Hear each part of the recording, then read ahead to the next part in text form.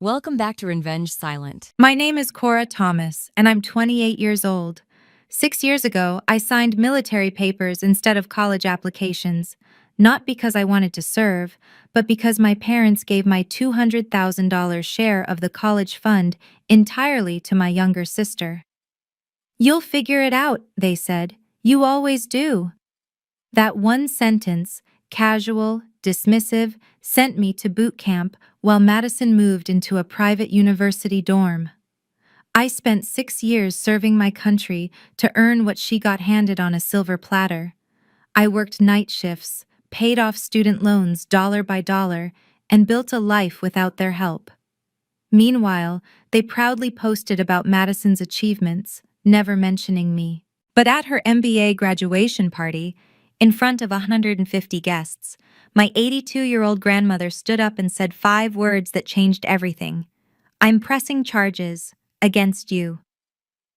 Before I tell you what happened next, please take a moment to like and subscribe, but only if you genuinely connect with this story, and drop a comment with where you're watching from and your local time. I read every single one. Here's how a $400,000 betrayal unraveled in the most public way possible. The favoritism didn't start with the college fund.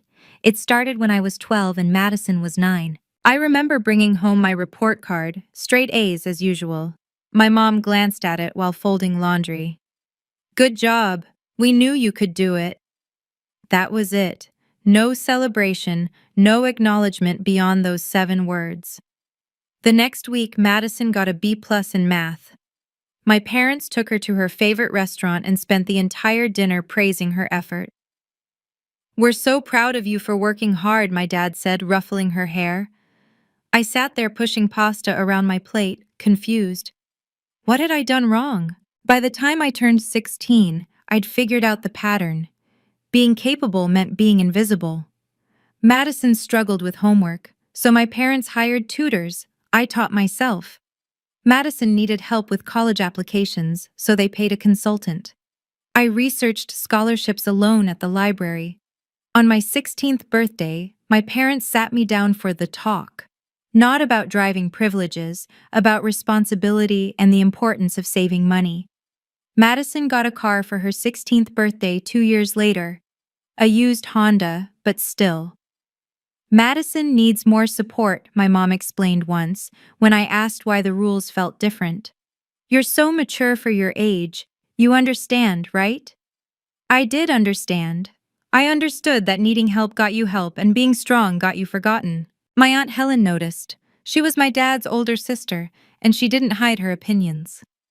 "Richard, you're taking advantage of Cora's independence," she told him once at Thanksgiving. "That girl is drowning, and you can't even see it because she's too proud to ask for a life raft." My dad just shrugged. "Cora's fine. She always is." I learned early that being strong meant being invisible. I just didn't know yet how expensive that invisibility would become. I was 18, 3 months from high school graduation, when everything changed. I'd been accepted to the state university with a partial scholarship, enough to cover tuition, but not room and board or books. I needed the college fund my grandparents had set up. I'd known about it my whole life. "Your grandpa and grandma want to make sure both you girls can go to college," my dad had always said. I sat down at the kitchen table with my parents, acceptance letter in hand, ready to talk logistics. My mom and dad exchanged a look, the kind of look that makes your stomach drop before anyone speaks. "We need to talk about the fund," my mom started, not meeting my eyes. "Okay," I said slowly.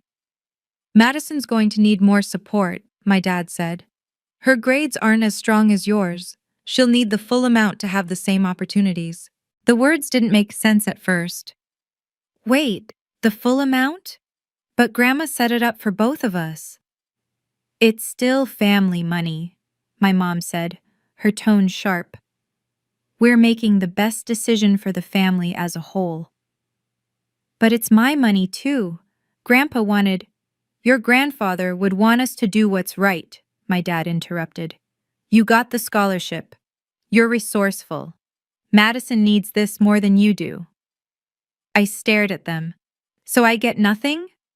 You'll figure it out, my mom said, already standing up to signal the conversation was over. You always do. That sentence, those 5 words, they echoed in my head all night. I didn't argue. I couldn't find the words. I just walked to my room, closed the door, and Googled military education benefits. 3 months later, I was at basic training. Madison was posting Instagram photos from her private university orientation, captioned, "So blessed to have parents who believe in me." Nobody mentioned that belief cost $400,000. While Madison was picking out dorm decorations, I was learning to disassemble an M16 in under a minute. The contrast wasn't lost on me. Every time I checked social media, which wasn't often, given our limited phone access during training, I saw snapshots of the life I'd been denied. Madison at sorority rush. Madison studying abroad in Barcelona. Madison at formal dinners with her new college friends. My parents' Facebook became a shrine to her achievements. "So proud of our college girl" accompanied every post. Photos of her at football games, at the library, holding up exam papers with good grades. I sent them updates too. A photo of me completing an obstacle course, a message about making it through the first month of training. I got back short responses, sometimes days later. "Good job. Stay safe." Once, no response at all. My Aunt Helen was different. She texted regularly, asked real questions, remembered details about my unit. "Your grandmother asks about you constantly," she wrote once. "She seems worried, more than usual." That struck me as odd. Grandma had been quiet since I'd joined the military. I'd assumed she was disappointed in my choice, or maybe she just didn't understand it. I called her once from base, in one of my rare moments of free time. "Grandma, it's Cora. Just wanted to check in." There was a long pause. "Are you all right, sweetheart? Really all right?" "I'm fine. It's hard, but I'm managing." Another pause. "Your grandfather would be proud of your strength. But Cora, strength shouldn't mean struggle. Do you understand what I'm saying?" I didn't, not really. "I think so?" "Good. Remember that." Her voice had an edge I didn't recognize. "And remember that some things aren't what they seem, including family decisions." The call ended with me more confused than before. While I was trying to decode that cryptic message, Madison was picking her spring break destination. 6 years later, I came home. My discharge papers were signed, my duffel bag was packed, and I had exactly 4 months of savings to figure out civilian life. I'd used my military benefits to finish my bachelor's degree online, state school, like I'd originally planned, but without the college experience Madison had enjoyed. The first family dinner back was supposed to be a homecoming. It felt more like a stranger crashing someone else's reunion. "Madison's applying to MBA programs," my mom announced before we'd even finished the appetizers. "She's looking at the top schools. Harvard, Stanford, Wharton." "That's great," I said, trying to sound enthusiastic. "Tell them about the interview you had," my dad prompted Madison. For the next 30 minutes, I listened to a detailed breakdown of Madison's professional aspirations, her GMAT score, her recommenders. When there was finally a lull, I mentioned that I'd been looking into project management jobs in the logistics sector. My dad nodded vaguely. "That's nice." "The military must have been quite an experience," my mom said, in a tone that suggested she wanted to close that chapter of conversation quickly. "At least you got that out of your system. Now you can settle down." Madison looked me up and down. "You look so different. Military really changed you." 6 years tends to do that," I said quietly. Nobody asked about deployment. Nobody asked about the challenges of transitioning back to civilian life. Nobody asked if I was okay. Over dessert, I noticed the new furniture in the living room. Later, walking to my old bedroom, I saw the renovated bathroom. In the driveway sat a new car, Madison's graduation gift from last spring. They'd had money for all of that, but not for a single care package in 6 years. That night, lying in my childhood bed, I realized I'd been gone for 6 years, and nobody had actually missed me. I found the Veterans Support Group 3 weeks after coming home, mostly because I didn't know where else to go. That's where I met Jake Morrison. He was 30, had served 8 years, and had the same slightly lost look I saw in the mirror every morning. "First meeting?" he asked, sitting down next to me with coffee. "That obvious? You're sitting on the edge of your chair like you might need to escape." "I did the same thing my first time." He smiled. "It gets easier, or at least different." We started talking after meetings. Then we started getting coffee between meetings. Jake understood things I didn't have to explain. The weird guilt of being home, the disconnect from people who'd never served, the way civilian concerns felt both trivial and impossibly complex. One evening, 6 weeks after we'd met, he asked why I'd joined the military. I'd never told anyone the full story. But with Jake, it spilled out. The college fund, my parents' casual dismissal, the 6 years watching my sister live the life that should have been mine, at least partially. Jake listened without interrupting. When I finished, he was quiet for a moment. "Can I ask you something?" he finally said. "Sure." "Did your grandmother actually agree to give all the money to your sister?" I blinked. "My parents said it was a family decision." "That's not what I asked." The question hung in the air. I realized I'd never actually confirmed it with my grandmother. I'd just accepted my parents' version of events. "People who say you're so strong a lot," Jake continued, "they're usually using it as an excuse to not support you. Strength doesn't mean you don't deserve help, it just means you've learned to survive without it." Nobody had ever said that to me before. I drove home that night thinking about my grandmother's cryptic phone call years ago. Some things aren't what they seem. Maybe it was time to ask some questions. The text came to the family group chat on a Tuesday morning. "Madison. Big news! I got accepted to Northwestern's MBA program." My mom responded instantly. "So proud. We'll call you tonight to celebrate." My dad. "That's our girl. Of course we'll help with tuition." I stared at my phone. Of course they'd help. They always helped Madison. Me. "Congrats, Madison. That's a big achievement."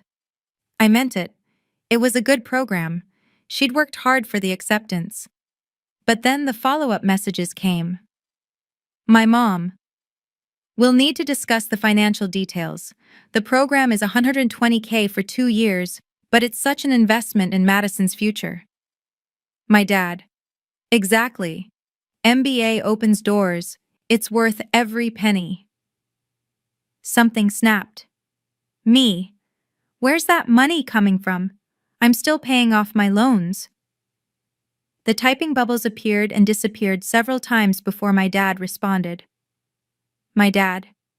"Your military benefits covered your degree. Madison's education requires different support. This is an investment." Me. "My benefits covered a state school. Madison got private university and now MBA.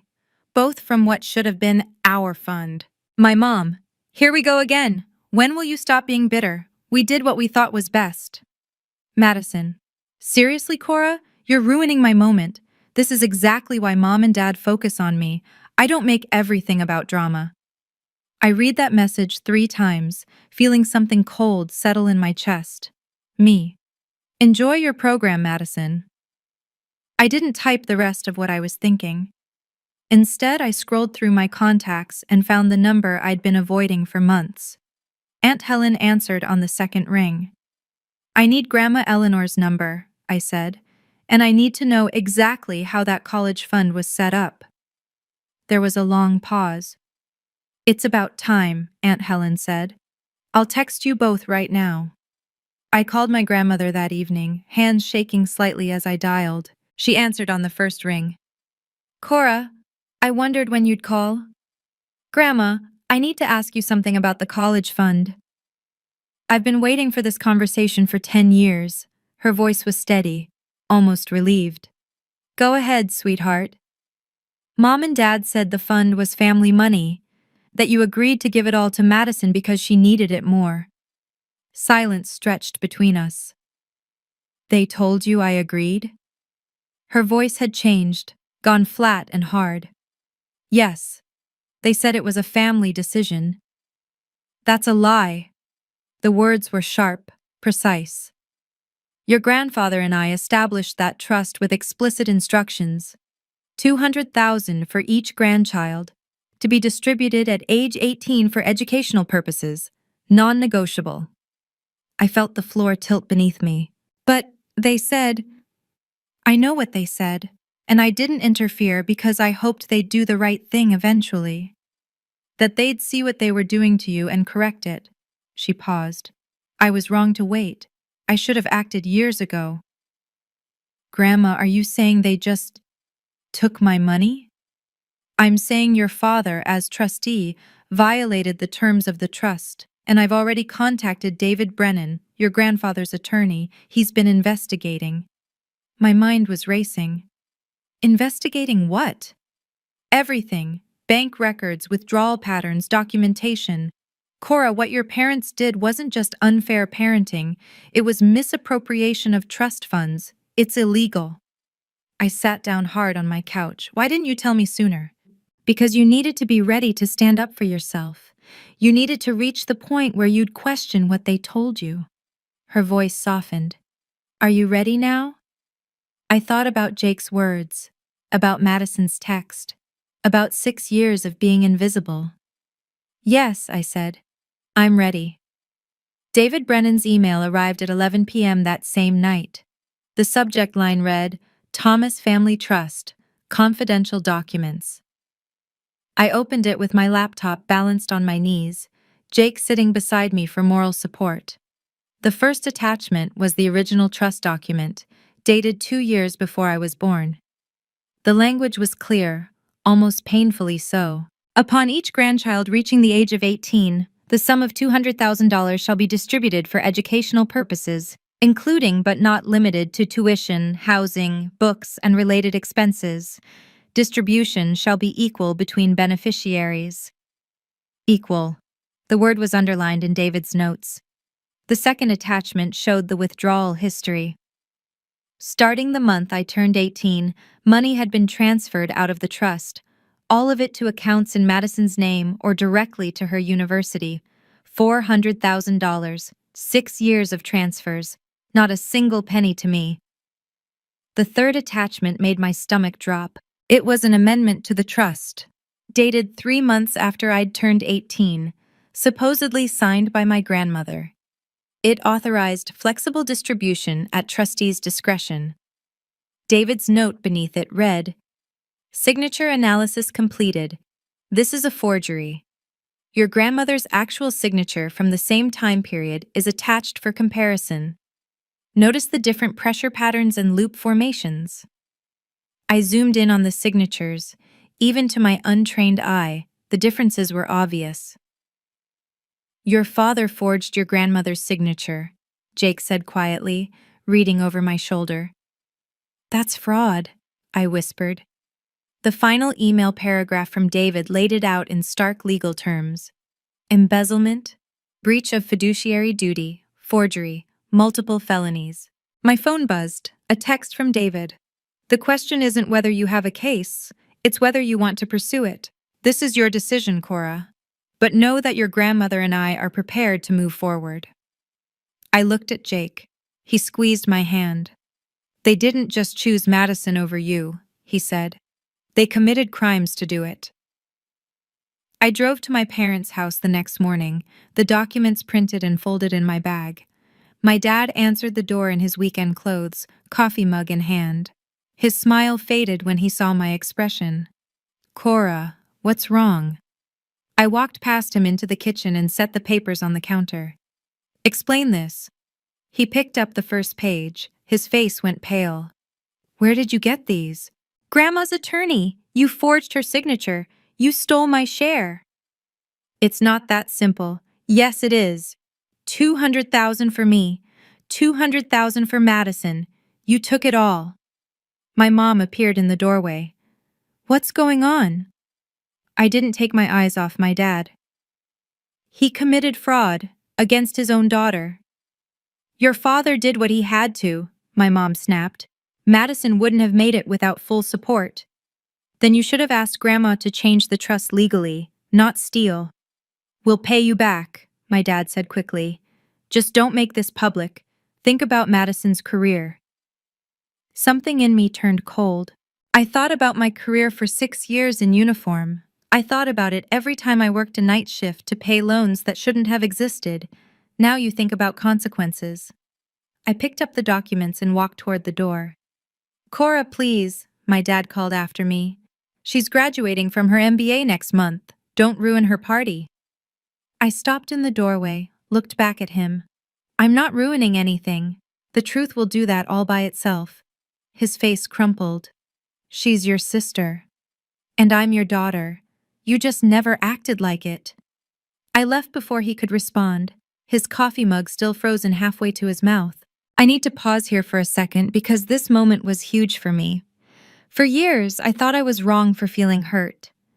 But seeing those documents, knowing they didn't just overlook me, they actively stole from me, changed everything. If this story resonates with you, hit that like button.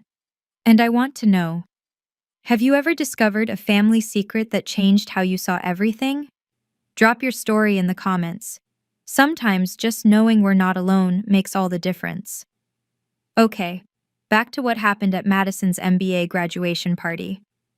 3 weeks before Madison's graduation party, my parents started texting again. My mom, please come to Madison's party. Let's put this behind us. We're family.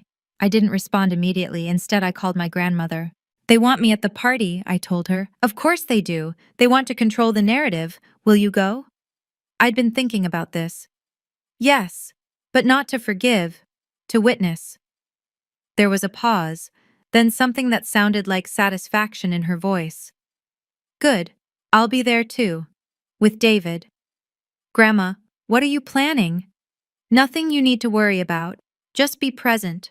Let the truth speak when it's ready. Jake was less cryptic when I told him my plan. Are you sure you want to do this? Public confrontation is intense. I'm not confronting anyone, I said. I'm just showing up. Whatever happens, happens. You're showing up to your sister's party after discovering your parents committed fraud. Something's going to happen. He wasn't wrong. But I had no intention of making a scene myself. I'd learned something important in the military. Sometimes the most powerful thing you can do is stand at attention and let other people's actions speak for themselves. I need to see this through, I said. Jake nodded slowly. Then I'm your ride home. Whatever happens, you're not alone. The week before the party, my grandmother called again. David finished his investigation, she said. There's more than we initially thought. What do you mean? We'll discuss it at the party. Some conversations need the right audience. Her voice had an edge I'd never heard before, not anger exactly, but something steel-reinforced and unmovable. My grandmother had always been gentle. I was learning she could be gentle and absolutely ruthless at the same time. The Riverside Country Club was exactly the kind of venue my parents would choose. Elegant, expensive, impressive. I arrived with Jake to find the ballroom already filled with guests. At least 150 people, maybe more. Madison's MBA cohort and business casual. Professors from Northwestern. Extended family I hadn't seen in years. Family friends. My parents' colleagues. Banners hung from the ceiling. Congratulations, Madison! A table displayed photos of her college journey, sorority events, study abroad, graduation. Not a single photo of me in military uniform. My mom spotted me immediately and hurried over, her smile tight. You came. Thank you. Please, just smile and be happy for your sister today. I'm here, I said. That was all I'd promised. Madison appeared in a navy dress, looking polished and professional. She saw me, and her expression flickered with something. Anxiety, maybe, or irritation. Glad you could make it, she said. Try not to make it awkward, okay? Before I could respond, relatives descended. Aunts and uncles I hadn't seen since before I deployed. Everyone with the same questions. What have you been up to? How was the military? What's next for you? I gave short, polite answers. Nobody seemed to expect more. My dad hovered near the bar, watching me with nervous eyes. Every few minutes, he'd glance toward the door like he was expecting someone. Then my grandmother arrived. She wore a burgundy dress, pearl necklace, and an expression of absolute calm. Beside her was a well-dressed man in his 60s carrying a leather briefcase. "That's David Brennan," I told Jake quietly. My Aunt Helen appeared at my elbow. "Your grandma looks like she's on a mission." "She usually is," I said. My grandmother caught my eye across the room and gave me a small, deliberate nod. Whatever was about to happen had already been set in motion. My dad tapped a microphone at the front of the room. "Can I have everyone's attention?" The conversations quieted. Guests turned toward him, drinks in hand, polite smiles ready. "I want to take a moment to talk about what this day means," he began, his voice warm and proud. "Patricia and I have sacrificed everything for this moment." My hands clenched under the table. We made tough choices as parents. We prioritized wisely. We invested in Madison's future with everything we had. The room murmured approvingly. Several people glanced at Madison, who was dabbing at her eyes with a napkin. "Not every parent would go this far," my dad continued. "But we believed in Madison's potential from the beginning. We saw something special, and we did whatever it took to nurture it." He paused for effect, his voice thickening with emotion. "And Madison, you proved us right. You took every opportunity we gave you and you maximized it. This MBA is just the beginning of what we know will be an incredible career." Applause rippled through the room. Madison stood hugging my parents. My mom was crying. Several of Madison's professors were nodding approvingly. My dad raised his glass. "Some people told us we were giving Madison too much support. I say we gave her exactly what she needed to succeed, and now we get to watch her soar." More applause. A few people at nearby tables raised their glasses. "So let's toast to Madison," my dad said, his voice ringing with pride. "To her achievements, her future, and to parents who believed in investing in excellence." "Here, here," someone called out. I sat perfectly still, watching my father frame theft as wisdom and fraud as sacrifice. That's when my grandmother stood up. The room went quiet again, but this time the silence felt different. "Before we toast," my grandmother said, her voice clear and calm, "I'd like to say something." My dad's smile froze. "Mom, this isn't the time." "Oh, I think it is, Richard. You just gave a lovely speech about sacrifices and investments." She walked slowly toward the front of the room, David Brennan following with his briefcase. "Let's talk about what was actually sacrificed." Conversation stopped. People turned in their seats, confused but attentive. Madison's eyes went wide.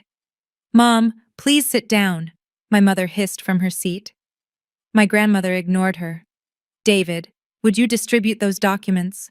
David opened his briefcase and began handing folders to key tables. The professors, the extended family, my parents' friends. People opened them slowly, curiosity turning to concentration as they read. "Grandma, what is this?" Madison asked, her voice thin. My grandmother looked at her, and for a moment her expression softened. "The truth about your education fund, sweetheart." She turned back to the room, commanding attention with nothing but her presence and that absolute calm in her voice. "That fund Richard just mentioned? My late husband and I created it 28 years ago, $400,000, $200,000 for Cora, $200,000 for Madison." She held up a document. "Equal distribution, non-negotiable," those were the terms. The room was absolutely silent now. You could hear the rustle of papers as people flipped through the folders. My grandmother pointed at me. I hadn't moved, hadn't changed expression. "Cora got $0. She joined the military to afford college with no help from the fund that was legally hers." Madison's face went white.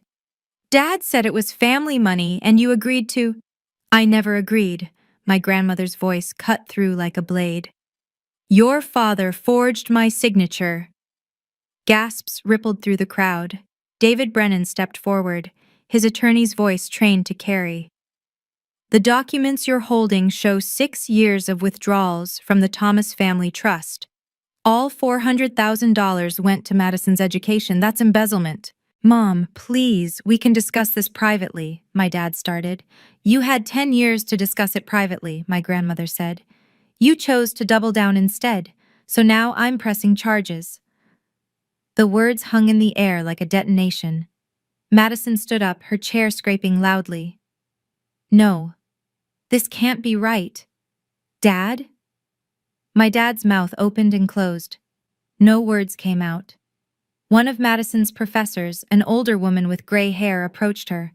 Madison, is this true? Your educational funding came from misappropriated trust funds? I didn't know. I swear I didn't know. Madison's voice cracked.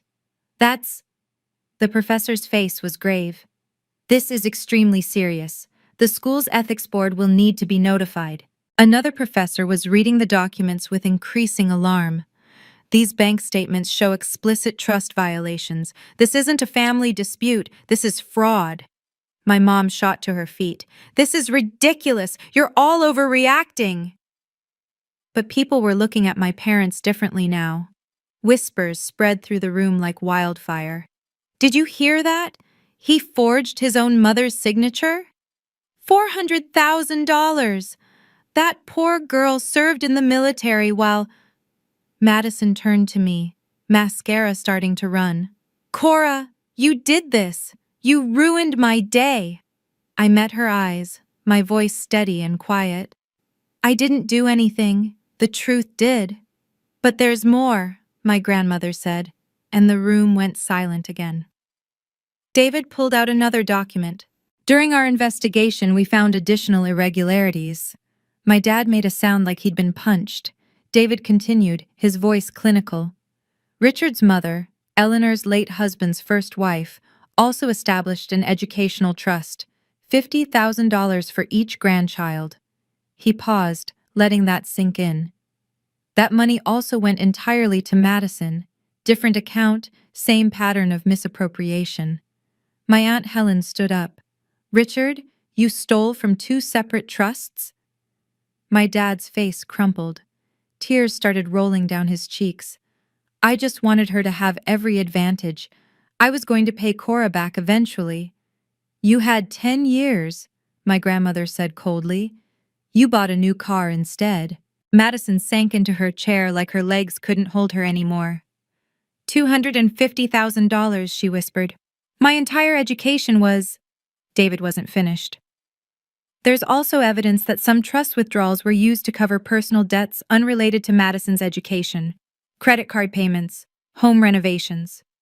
The implication hit the room like a physical wave. My parents hadn't just stolen from me for Madison, they'd stolen for themselves. Madison looked up at my dad, betrayal written across her face. You told me this was my money, that I earned it with my grades and hard work.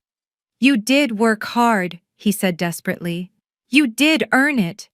With stolen money, her voice rose. Everything I achieved, everyone here thinks I'm a fraud now. You're not, I said quietly. Everyone turned to look at me. You completed the work. You earned the degree. You just didn't know where the funding came from. But one of Madison's MBA cohort members was already standing up, shaking his head. Another followed. The consulting firm supervisor who'd been sitting at their table stood and gestured for Madison to follow her. Madison, we need to talk. Privately. Now. Madison's perfect day was disintegrating in real time. As Madison left with her supervisor, my grandmother sat down in a chair at the front of the room. She looked tired suddenly, older than her 82 years. I need everyone to understand something, she said. I didn't want to do this publicly. I gave Richard multiple chances to make this right. She looked directly at my dad. 3 years ago, I asked him point blank if Cora had received her share. He lied to my face, said she'd chosen to use military benefits instead and I shouldn't worry. My dad was openly sobbing now, his shoulders shaking. Last year, when Madison applied to MBA programs, I asked again. He assured me both girls had been treated fairly. Her voice hardened. That's when I hired David to investigate. David pulled out one more document. Mrs. Thomas asked me to look at all financial records related to the trusts. What I found goes beyond simple embezzlement. He held up bank statements. These show that approximately $30,000 from the trusts was used for non-educational purposes, vacation deposits, car payments, credit card debt. My Aunt Helen's voice cut through the shocked murmurs. Richard, you didn't just steal from your daughters. You stole from your own mother's legacy to your father. My grandmother's eyes welled up for the first time. My husband worked himself to death building a business so these girls would have opportunities. He made me promise that both granddaughters would get equal support. She looked at my dad, and I saw something that wasn't just anger, it was grief. You dishonored his memory, you violated his final wishes, and you did it while standing at his funeral telling me you'd take care of everything. That's when my dad completely broke down, not from shame at being caught, from the weight of what he'd actually done. The scope of the betrayal, the years of lies, the people he'd hurt. I'm sorry, he gasped between sobs. I'm so sorry. I thought I was helping. But nobody wanted to hear what he thought anymore. The country club manager appeared at my mother's elbow. Mrs. Thomas, the country club manager said quietly but firmly, I need you to settle the bill now. We can't extend credit under these circumstances.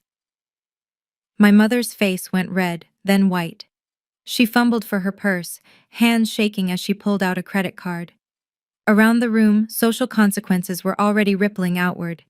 My uncle, my dad's brother, stood up and walked to where my dad sat crying. Richard, remember 2 years ago when I lent you $15,000 for that emergency? Was that a lie too?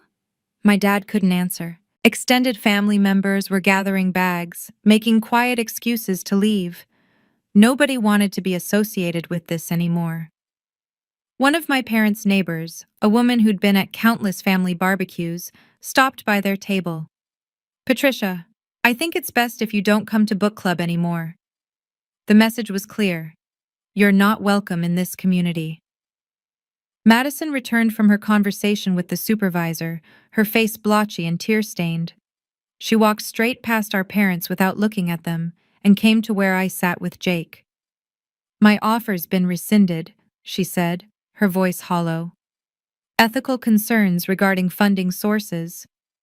I didn't know what to say. Jake squeezed my hand under the table. They said I can reapply in a year if the situation is resolved, Madison continued. But everyone knows now. My entire cohort, my professors, the firms I interviewed with. Some of Madison's friends approached cautiously. Maddie, we had no idea. That's terrible what they did to your sister. Madison nodded numbly, but I could see the reality settling in. Her professional reputation had been damaged not by anything she did, but by the foundation her success was built on. My Aunt Helen came and sat beside me. I'm so sorry, Cora. I knew something was wrong, but I didn't realize the extent. It's not your fault, I said. I should have pushed harder, should have asked more questions. Across the room, my grandmother sat with David, both of them looking grimly satisfied but not happy. This wasn't victory. It was necessary devastation. An hour later, after most guests had left, a small group gathered in a side room. My grandmother, David, Jake, and me. My parents had been asked to leave by the country club staff. David laid out papers on the table with practiced efficiency. Here's where things stand legally, he said. Criminal side, embezzlement, forgery, and fraud. I've filed a report with the district attorney. They'll decide whether to prosecute. I felt my stomach tighten. Civil side, Cora, you can sue for full restitution plus damages. Given the documented evidence, you'd win. What happens to my parents? I asked. For first-time offenders, likely probation and a restitution order. If the DA pushes hard, or if they don't cooperate, possible jail time, 6 months to 2 years. My grandmother leaned forward. And Madison's degree? The university may investigate the funding sources, but the degree itself remains valid. She completed the academic work. However, her reputation is damaged. That's a consequence, not a legal penalty. Jake asked the question I was thinking. What about the money used for personal expenses? The 30,000? That complicates things, makes the charges more serious, shows intent beyond just helping one child. I stared at the documents. This was real. This was happening. Cora, David said gently, I need to be clear. This is about making you whole, not revenge. You're entitled to $250,000 plus interest. That's what the law says. I don't want Madison punished, I said. She didn't know. I want what was stolen from me, and I want them to understand they can't do this. My grandmother nodded. That's exactly the right approach. David pulled out a settlement proposal. They'll need a payment plan. The question is how aggressive you want to be.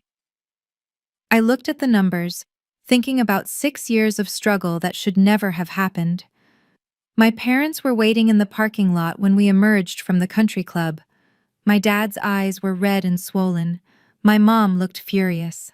She started in immediately. You've destroyed this family. Are you happy now? I didn't destroy anything, I said evenly. You did, 10 years ago. My dad stepped forward. What do you want from us? I want my $250,000 with interest, and I want you to understand what you did. We don't have that kind of money, my mom said. Then you'll need a payment plan. David will arrange it. My dad's voice broke. We're still your parents. I looked at him for a long moment. All the years of feeling invisible, all the casual dismissals, all the times I'd been told I was too strong to need help. And I'm still your daughter, I said quietly. The one you stole from. The one you dismissed, the one you forgot about every time it was convenient. I took a breath, steadying myself. I loved you. I trusted you. And you chose to hurt me to help Madison. That's not parenting. That's betrayal. Cora, please. I need space. Don't contact me. When you're ready to make real amends, not just sorry you got caught, we can talk. But not before. My mom's face twisted. After everything we've done for you. You did nothing for me, I said. That's the whole point. Jake opened the car door for me. I got in without looking back. My dad called after us. We love you. I didn't respond. Love wasn't just words, it was actions. And their actions had spoken clearly for a decade. As we pulled away, I saw my grandmother walking toward them. Whatever she had to say, they'd have to hear it without me there. I'd said everything I needed to say. This moment right here, walking away from them, was the hardest and most necessary thing I've ever done. If you've ever had to set boundaries with family, you know how much it hurts. But you also know it's sometimes the only way to protect yourself. Drop A in the comments if you understand that painful necessity. And if you're finding value in this story, please subscribe. There's more I need to share about what happened after. 2 weeks after the party, my Aunt Helen forwarded me an email thread she'd been copied on. Madison's consulting firm offer had been formally rescinded. The email was corporate polite but clear. While Ms. Thomas was not personally responsible for the misappropriation of funds, the circumstances create reputational risk we cannot accept at this time. I sat staring at the screen, feeling something complicated twist in my chest. Jake found me on the couch, laptop open, expression distant. What's wrong? Madison's firm rescinded their offer, I said. She's applying to other places, but everyone's saying no. He sat beside me. How do you feel about that? I thought about it. Sad. She's still my sister. She worked hard for that MBA. You're allowed to feel multiple things at once, Jake said quietly. I know, I don't want her to suffer. I wanted accountability, not destruction. Those aren't always separable. Actions have consequences. She benefited from fraud, even unknowingly. I know. I closed the laptop. I keep thinking about something my grandmother said. about how letting truth speak isn't the same as seeking revenge. It's not, Jake confirmed. You didn't call those firms. You didn't tell them to reject her. That's them making their own ethical decisions. He was right, but it still hurt to watch. Madison hadn't reached out since the party. Neither had my parents, respecting the boundary I'd set, or maybe they just didn't know what to say. My phone buzzed, a text from my grandmother. David's meeting with their attorney tomorrow. They're ready to negotiate settlement. Thought you should know. So it was moving forward. The legal machinery was turning. I'd started this by asking questions. Now I had to see it through to the end, even when the endings weren't clean or satisfying, even when they hurt everyone involved, including me. 3 months later, I stood in a courthouse conference room while David reviewed the settlement documents. My dad had pleaded guilty to reduced charges, embezzlement, and breach of fiduciary duty. In exchange for cooperation and agreeing to full restitution, the DA had dropped the forgery charges and recommended probation instead of jail time. The terms were stark on paper. $250,000 plus accumulated interest. Approximately $280,000 total. Payment plan, 10 years at $2,800 per month. 2 years of probation. Mandatory family financial counseling. Permanent removal as trustee from any future family trusts. David pointed to the last clause. This means he can never hold a position of financial trust in the family again. I signed my name at the bottom. My dad had to refinance their house to make the down payment, liquidate part of his retirement account. My mom, who'd been working part-time as a real estate agent, had to find full-time work. The first payment arrived in my account 3 weeks later, $2,800. I transferred it immediately to an investment account. I didn't touch it for living expenses, didn't use it to celebrate. This money represented stolen time, stolen opportunities, stolen peace of mind. Jake watched me set up the automatic monthly deposits. What are you going to do with it? Rebuild the future they stole, I said. Pay off my student loans, eventually buy a place, maybe start a veterans mentorship program. You're not going to treat yourself? At all?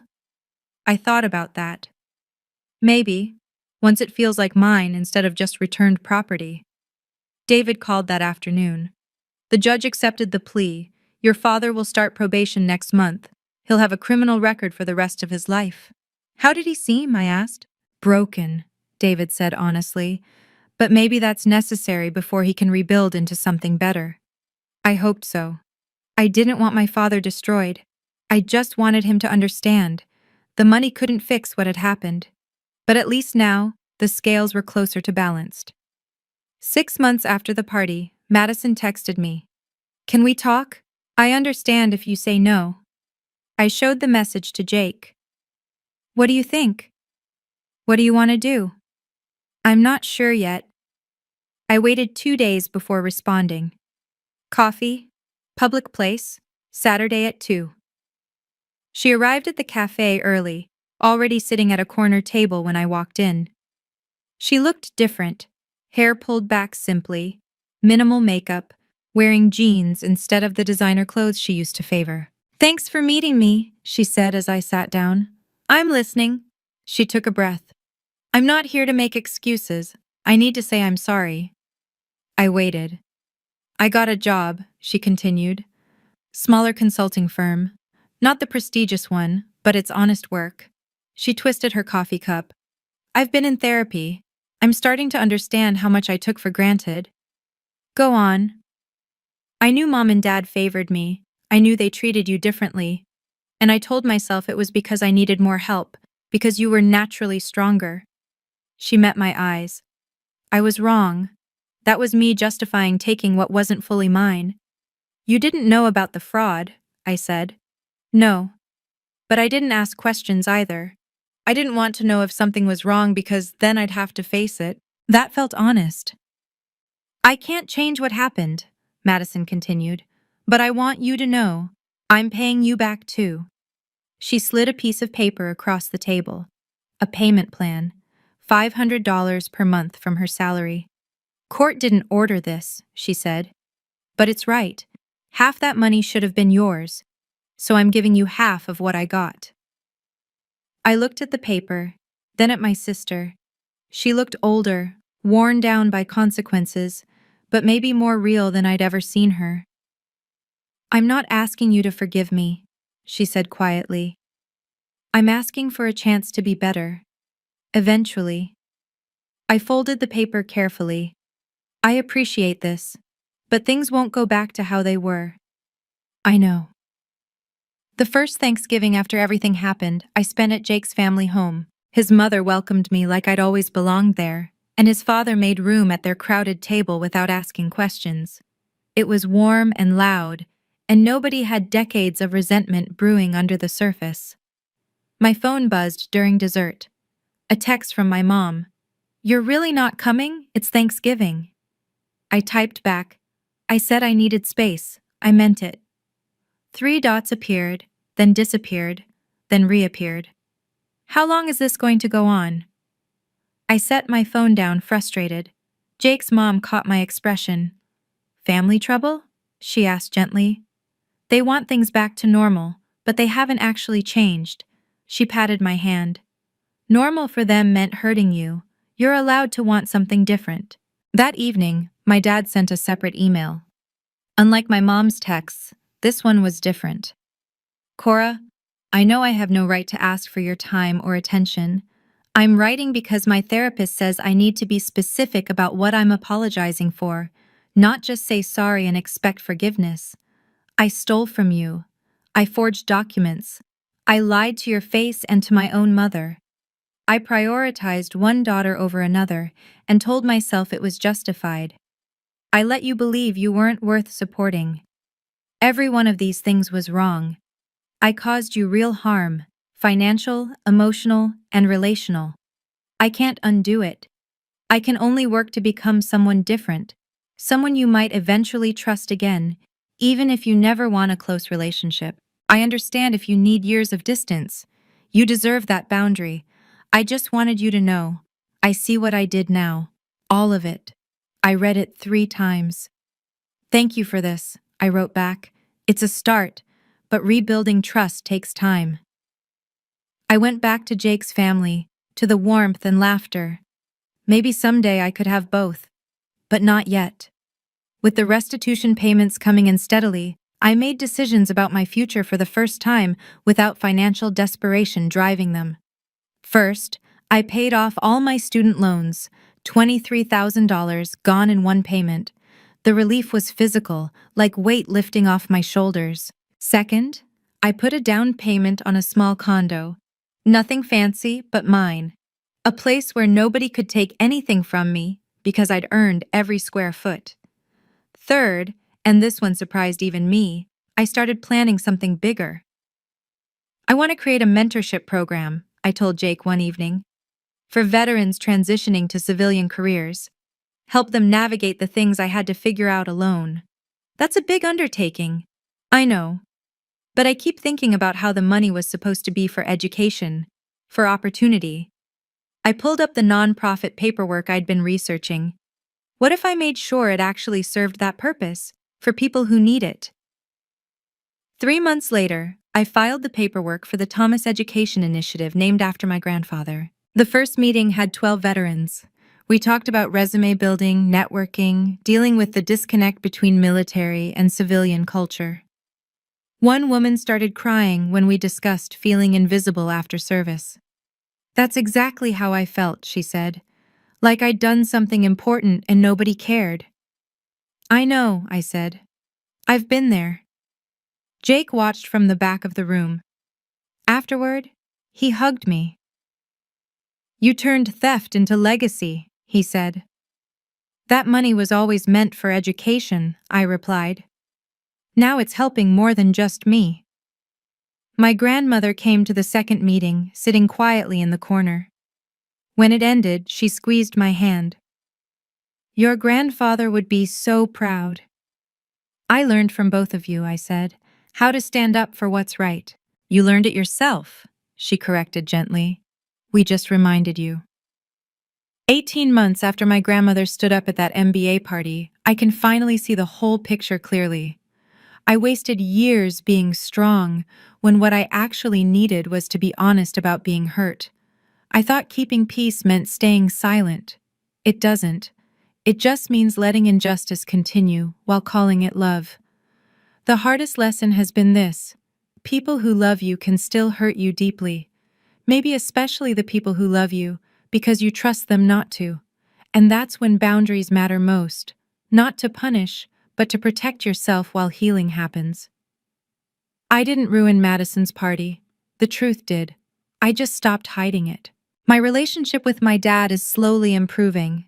We have dinner once a month, clear boundaries in place. He's doing the work, real work, not just apologizing to make me comfortable. We talk about small things, rebuild trust in tiny increments. My mom is different. She's still angry that I made this public. She hasn't fully accepted responsibility. So our relationship remains strained, and I'm okay with that. I can't force her to change. Madison and I talk every few weeks now. She's engaged to someone from her firm, building a life that's genuinely hers.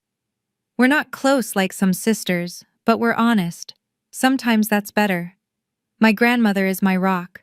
She taught me that dignity doesn't mean accepting mistreatment, it means refusing to accept it with grace. I don't regret pressing charges. I regret that it was necessary. But if the choice is between family peace and self-respect, I choose respect. Every time, because I learned something crucial. You can't have real peace without respect anyway. You just have people pretending everything's fine while wounds fester underneath. The Thomas Education Initiative is expanding. We're helping 50 veterans this year. The money that was stolen is now creating opportunities for people who, like me, served their country and needed support coming home. Some people will call you bitter for not accepting crumbs from the table. Let them. You know the full meal you deserved. Thank you for staying with me through this story. It took courage to share, but if it helps even one person understand they don't have to accept mistreatment, even from family, then it was worth it. Please like, subscribe, and hit that notification bell. Check the description for resources on family boundaries and financial elder abuse. What's your take? Was I wrong to press charges? Too harsh? Let me know in the comments. And if you have your own story of standing up to family injustice, I'd love to hear it. Remember, you're allowed to protect yourself, even from people you love.